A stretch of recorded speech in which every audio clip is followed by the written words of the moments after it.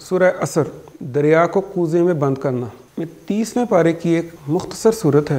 ایسی آیات ہیں جس میں اللہ تعالیٰ نے کئی کتابوں کا مٹیریل انتہائی مختصر الفاظ میں بیان کر دیا ہے۔ ان الذین آمنوا والذین ہادوا والنصارى والصابئین من آمن باللہ والیوم الآخر وعمل صالحا فلا خوف علیہم ولا هم یحزنون۔ اکاؤنٹیبلٹی کا تصور ہر مذہب میں ہوتا ہے، کہیں وہ دوسرا جنم کہہ دیتے ہیں، یعنی اس کائنات کی اصل حقیقت اللہ تعالیٰ کی ذات ہے۔ اس زمین پر میں سمجھتا ہوں کہ سب سے بڑا حق حضرت محمد صلی اللہ علیہ وسلم کا اللہ کا رسول ہونا ہے۔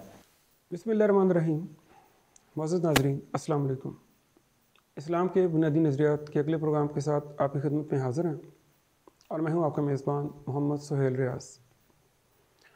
ناظرین، سورہ عصر قرآن مجید میں 30ویں پارے کی ایک مختصر صورت ہے۔ قرآن مجید کی جو سب سے مختصر صورت ہے وہ سورہ کوثر ہے، اور اس کے بعد سب سے مختصر صورت سورہ عصر ہے۔ اس میں 3 آیات ہیں، لیکن یہ صورت ایک بہت جامع صورت ہے۔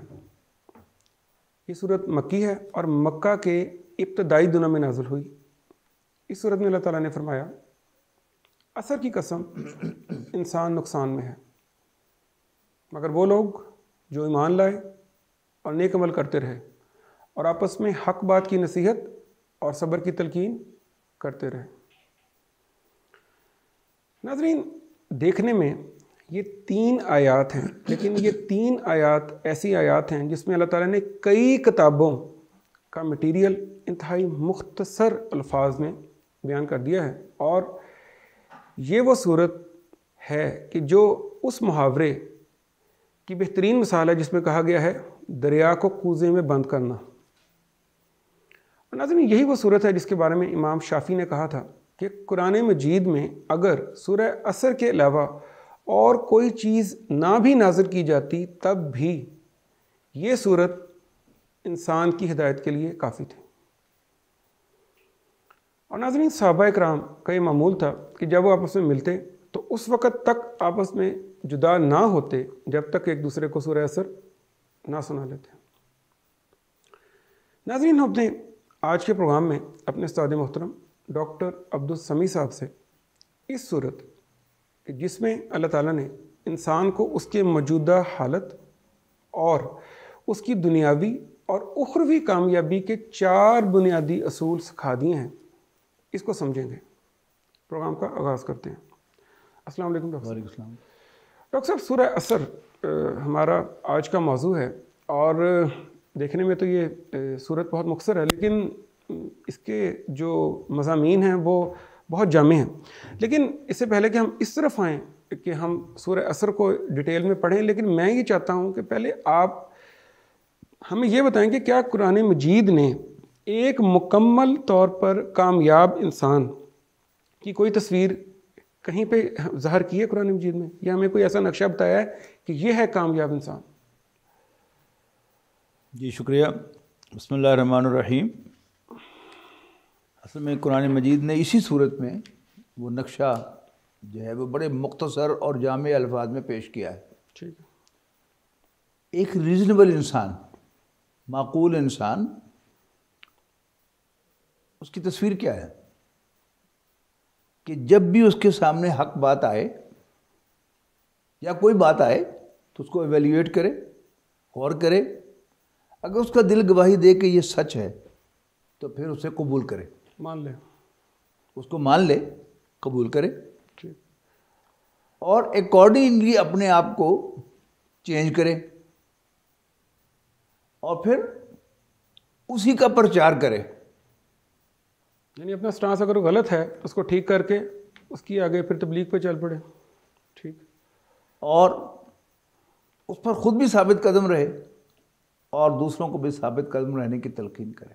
ٹھیک، آپ کسی ایشو میں چلے جائیں، اس میں جو اسٹریٹ پاتھ ہے، صراط مستقیم ہے، ہدایت ہے، وہ یہی ہے۔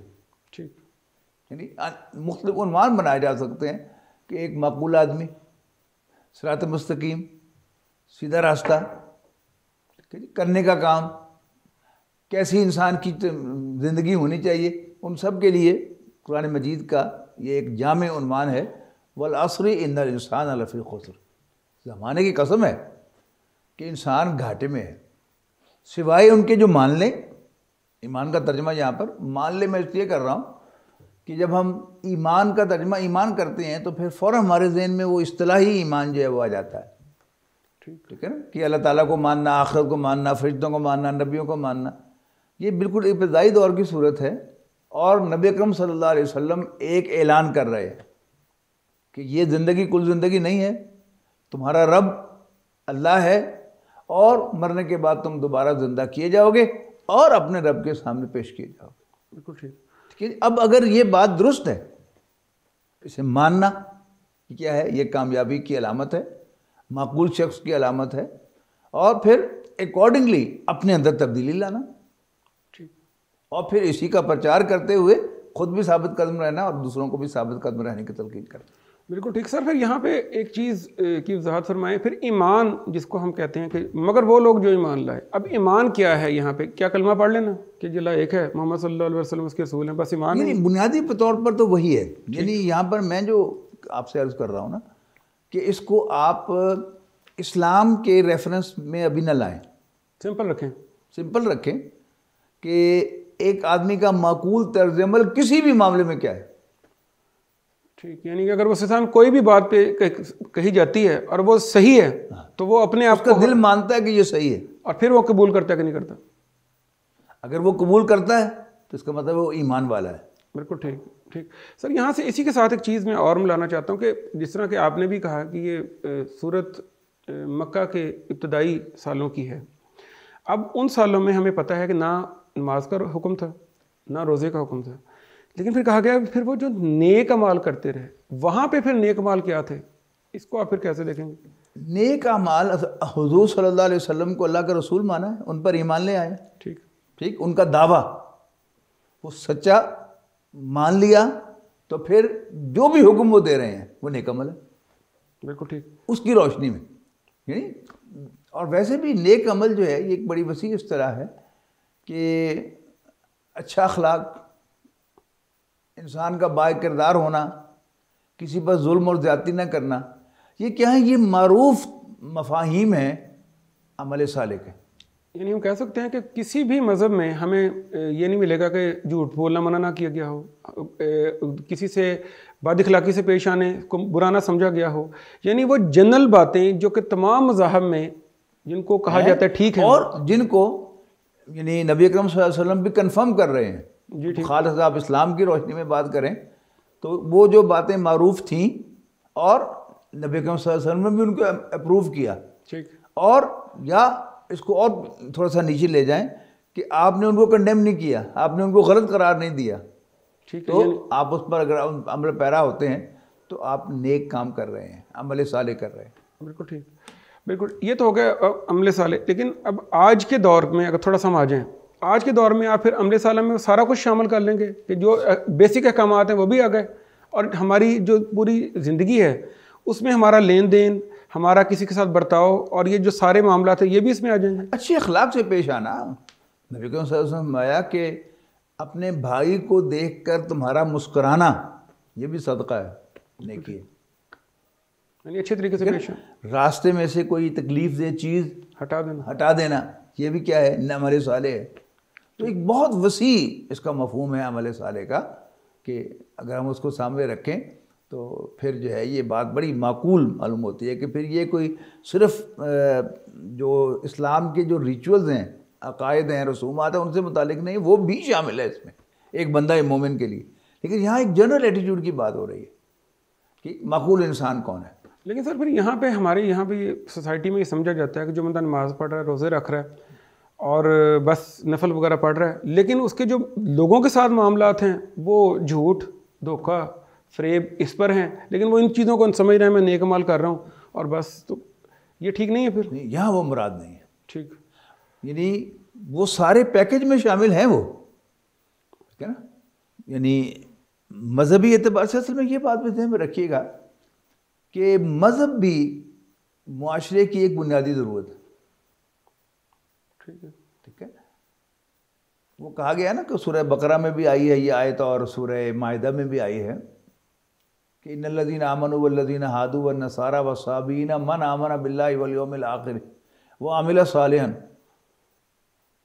ٹھیک ہے، فلا خوف علیہم ولا هم یحزنون، اس طرح کے الفاظ ہیں کہ مسلمان، یہودی، عیسائی اور آتش پرست جو کوئی بھی اللہ کو مانے اور آخرت کو مانے، یعنی یہاں آخرت سے مراد میں ایکسپلین کرتا ہوں، اور نیک عمل کرے، تو ان کو نہ ڈرنے کی ضرورت ہے، نہ وہ غمگین ہوں گے۔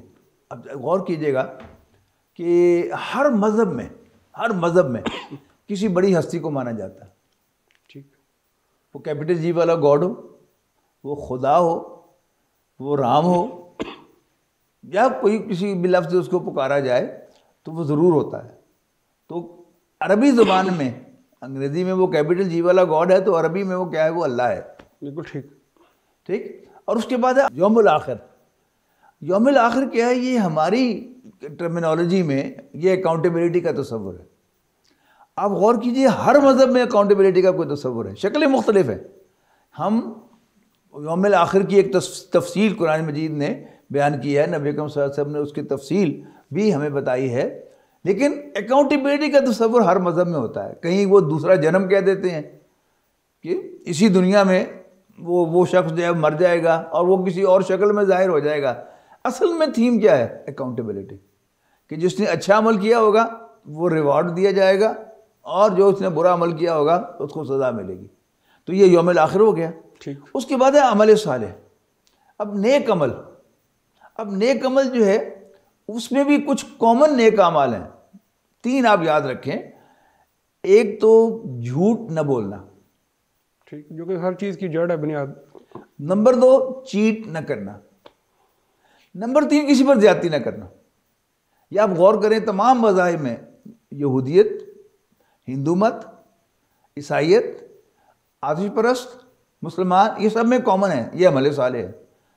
اب یعنی وہ جو بڑے کو ماننا ہے، میں اس دور میں، یعنی یہ تو ہے بنیاد، لیکن میں یہ سمجھتا ہوں کہ آج کا یہ انفارمیشن کا دور ہے، ٹھیک، انٹرنیٹ کا، انفارمیشن کا دور ہے، اور انفارمیشن کی بھرمار ہے، اور پوری دنیا ایک گاؤں بن کر رہ گئی، گلوبل ولیج۔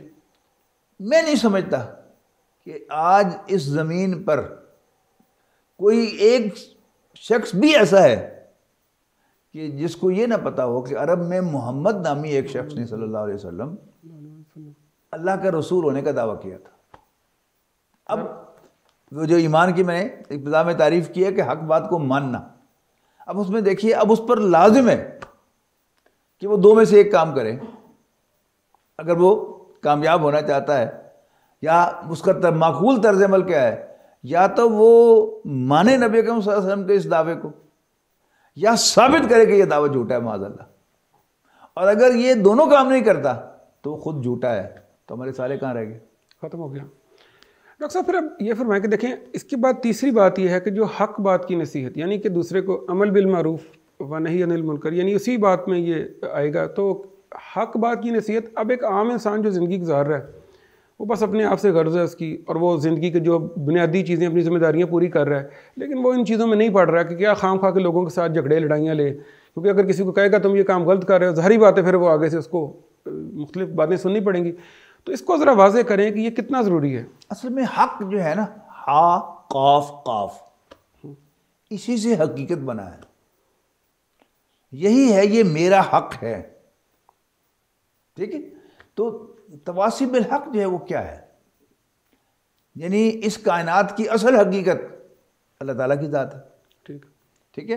اور اس زمین پر میں سمجھتا ہوں کہ سب سے بڑا حق حضرت محمد صلی اللہ علیہ وسلم کا اللہ کا رسول ہونا ہے، جس کا میں نے پہلے ذکر کیا ہے کہ آج کے اس دور میں میں نہیں ماننے کو تیار کہ کوئی ایسا شخص ہو سکتا ہے جس کو یہ پتہ نہ ہو کہ عرب میں محمد نامی ایک شخص نے صلی اللہ علیہ وسلم رسول ہونے کا دعویٰ کیا تھا۔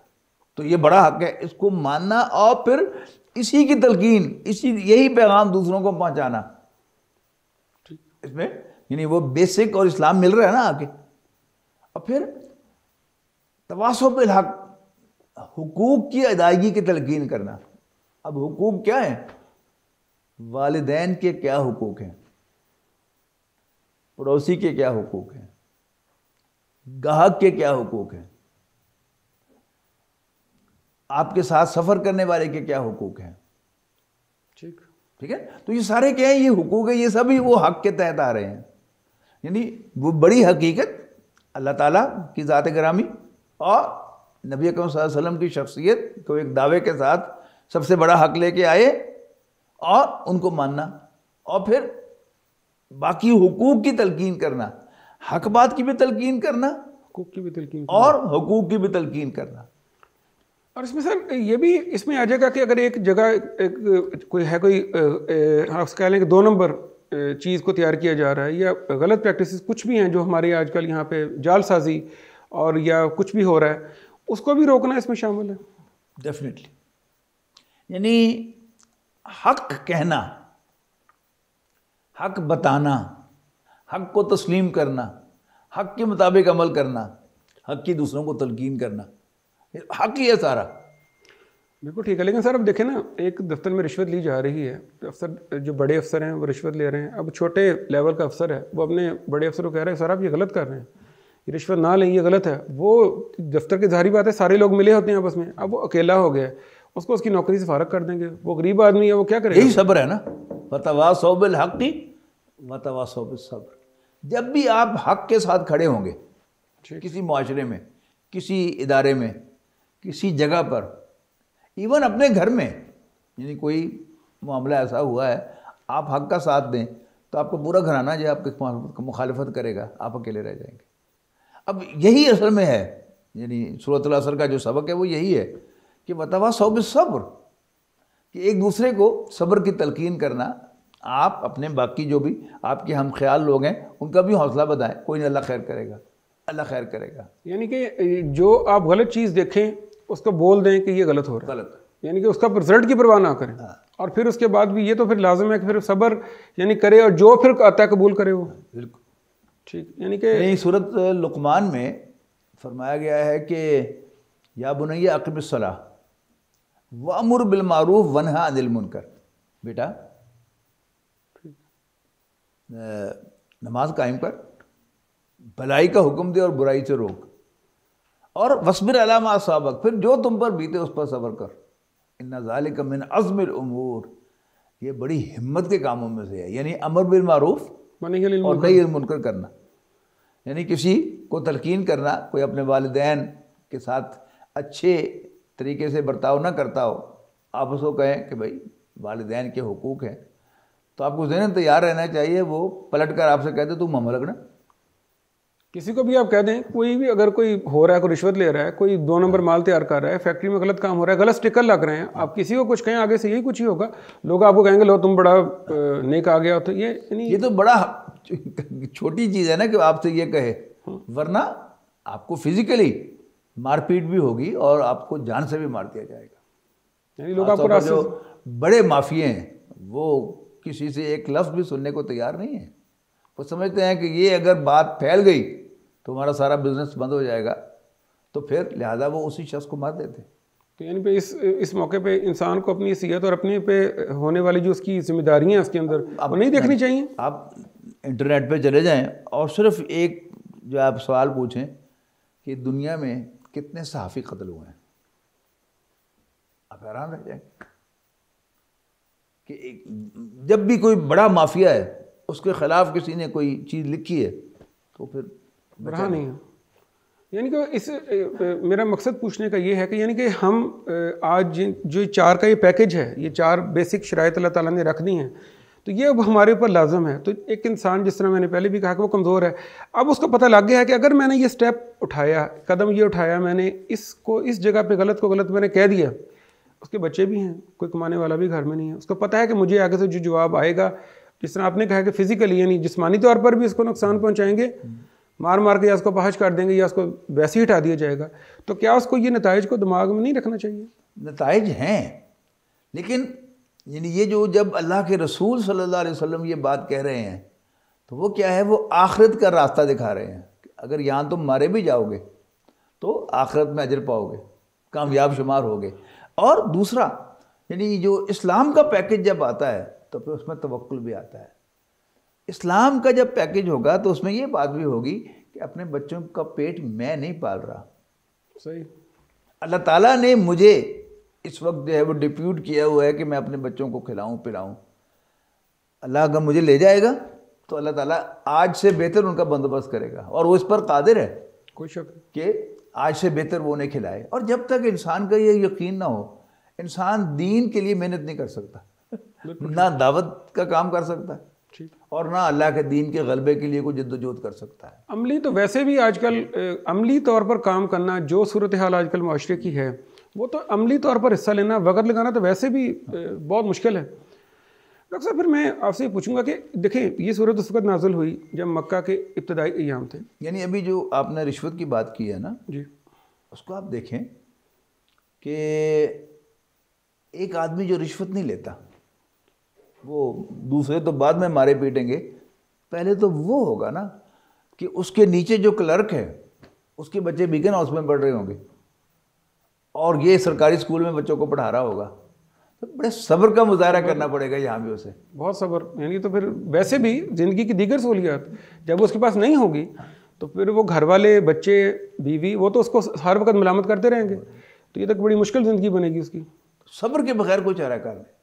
بالکل ٹھیک. اور سر پھر آج کے تناظر میں ان چاروں پوائنٹس کو لیں، آپ پروگرام کے آخر میں اس تناظر میں ناظرین کو کیا پیغام دیں گے کہ اپنی زندگی کو کس طرح پھر وہ اس صورت کے تناظر میں دیکھیں یا اس کو عمل کریں اس کے اوپر؟ حق کے ساتھ کھڑے ہو. اگر بڑا حق جو ہے آپ اس میں اسلام کے تناظر میں لیں تو پھر نبی اکرم صلی اللہ علیہ وسلم کو اللہ کا رسول مان لینا اور ان کی لائی ہوئی ساری ہدایت کو تسلیم کر لینا، ٹھیک، خواہ کچھ بھی ہو جائے. لیکن ویسے یعنی اسلام اسپیسیفک آپ نہ ہوں تو پھر کوئی بھی کامیاب شخص جسے آپ کامیاب کہتے ہیں، جسے دنیا مانتی ہے، وہ کامیاب ہوا. یعنی جتنے بڑے بڑے لیڈرز ہیں انہیں قید و بند کی صعوبتیں برداشت کی ہیں اور پھر انسانیت کے لیے جو کام انہوں نے کیا ہے، نیلسن منڈیلا ہو، ٹھیک ہے، قائد اعظم کوئی کم ہے، ٹھیک ہے، بہت مشکل. ہاں جی. تو جتنے بھی بڑے بڑے لوگ آپ کہیں گے جنہیں دنیا مانتی ہے کہ وہ کامیاب شخص تھا، وہ وہی ہیں کہ جو حق بات کو تسلیم کرتے ہیں، اس کا اعلان کرتے ہیں، اکارڈنگلی اپنے آپ کو مولڈ کرتے ہیں اور دوسروں کو بھی اس کی تلقین کرتے اور اس پر خود بھی ثابت قدم رہتے اور باقیوں کو بھی ثابت قدم رہنے کی تلقین کرتے. ڈاکٹر صاحب آپ کو بہت شکریہ، آپ تشریف لائے اور آپ نے اس جو صورت ہے جو کہ اپنے اندر بہت ایک جامع مضمون رکھتی ہے، اسے ہمیں سمجھایا اور ہماری رہنمائی کی ہم آپ کو بہت شکر گزار ہیں. اس کے ساتھ ہی ناظرین ہمارے آج کے پروگرام کا وقت اب ختم ہوتا ہے. جس طرح محترم ڈاکٹر صاحب نے فرمایا کہ کامیاب اس دنیا میں اور آخر میں وہی ہے جو اللہ کو ماننے کے بعد نبی کریم صلی اللہ علیہ وسلم کی لائی ہوئی ہدایت کو مکمل طور پر تسلیم کر لے اور اس پر ثابت قدم رہے. امام راضی فرماتے ہیں کہ انہوں نے سورہ عصر کا مطلب ایک برف بیچنے والے سے سیکھا جو کہ شام کے وقت برف بیچ رہا تھا اور کہہ رہا تھا اس شخص پر رحم کرو کہ جس کا تمام جو جمع پونجی ہے وہ گھلے جا رہا ہے. یعنی کہ ہماری زندگی کا گزرنے والا ہر لمحہ آخری بار آ رہا ہے، ہم اس کو کسی صورت واپس نہیں لا سکتے. اور آج انسان ترقی کی جس سٹیج پر ہے، اس کے باوجود کسی کے لیے ممکن نہیں کہ زندگی کا جو دن گزر گیا یا جو لمحہ گزر گیا اس کو واپس لے آئے. سورہ عصر کا مختصر پیغام یہ ہے، ایمان اور عمل صالح کرنے کے بعد جو سب سے ضروری چیز ہے وہ امر بالمعروف و نہی عن المنکر، یعنی نیکی کا حکم دینا اور برائی سے منع کرنا. اور قرآن میں ہی دوسرے ایک مقام پر بنی اسرائیل کا ایک واقعہ جس کو سبت کا واقعہ کہتے ہیں، اس میں اللہ تعالیٰ نے اس طرف اشارہ کیا ہے کہ اللہ تعالیٰ نے ہفتے کے دن مچھلیاں پکڑنے سے منع کیا اور 3 گروہ بن گئے، ایک وہ جو پکڑتے تھے، ایک وہ جو خاموش رہتے تھے اور تیسرا گروہ وہ جو روکتے تھے. تو اللہ تعالیٰ نے جب ان کو اپنے نظام میں پکڑا تو بچا صرف وہ گروہ جو روکتا تھا. اپنے عزیز و اقارب، اپنے دوستوں، سب کا خیال رکھیے گا. آئندہ کسی نئے موضوع کے ساتھ پھر حاضر ہوں گے. تب تک کے لیے اجازت. اللہ حافظ.